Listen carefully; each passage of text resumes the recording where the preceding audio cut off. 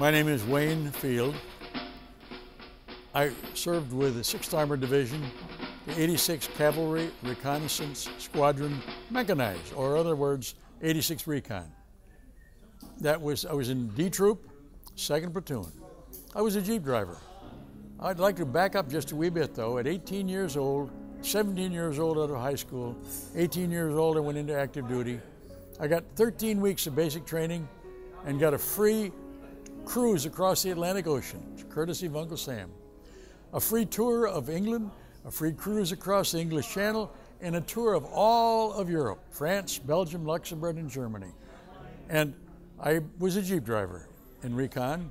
Most of our Recon was on foot, but we still used vehicles for some of it. Anyway, I guess the story I think is the most interesting occurred about early April of 1945, toward the end of the war. I was leading a column, 6th Armored Division. I think it was the 86th Recon. We made a right turn. I was the lead vehicle, so I stayed behind to make sure that all the slowpokes made the right turn.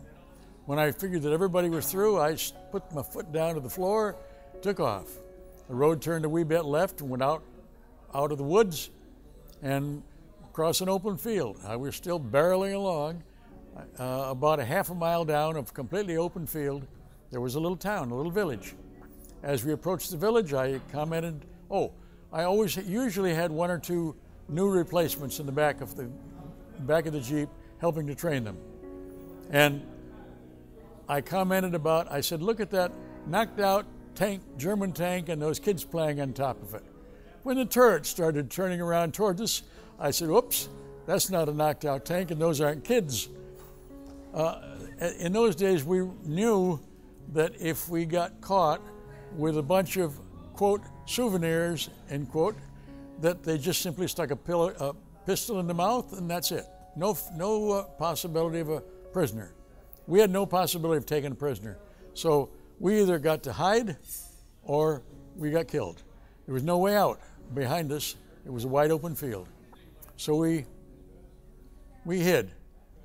And there's a lot of things that went on while I was being hid. For example, one of the very sharply dressed Nazis came in with a burp gun, listening. I had just walked across the attic floor that was very creaky, and I don't know how he didn't hear me, but I looked down between the railing of the banister, so I'm there. I was a good shot in those days, and I could have killed him. Well, what good is trading him for 3 of our lives? That doesn't make sense. So I just stepped back a little so he wouldn't see me. And when he left, I ran down the stairs. I rushed downstairs and saw a German civilian. Now this was I guess it was an apartment house. It had a lower level, half a flight down, 2 levels, each a flight up, and an attic. And this was down in the lower level, the basement. That was the day that I learned there was a big difference between a German civilian and a Nazi. I talked to the German. Well, how did I talk to him? He didn't speak any English. I didn't speak any German. The word radio was similar in both languages. I asked him about a radio. He showed me a nice console.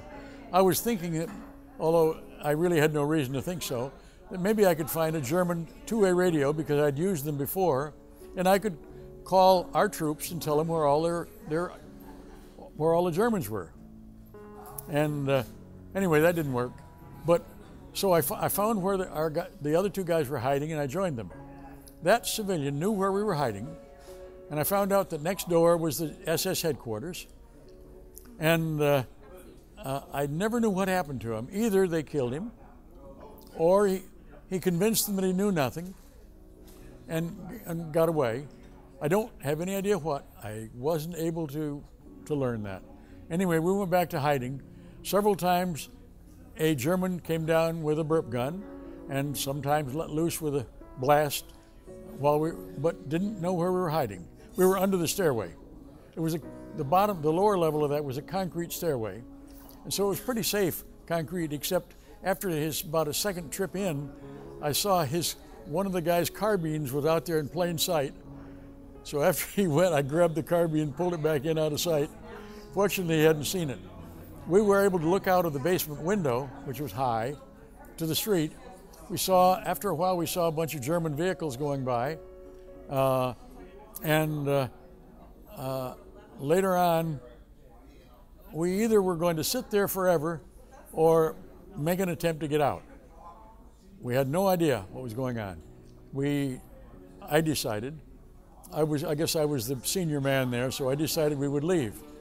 We went out, nobody was there. Fortunately, nobody saw us. This, I think, was daytime. I really don't remember for sure.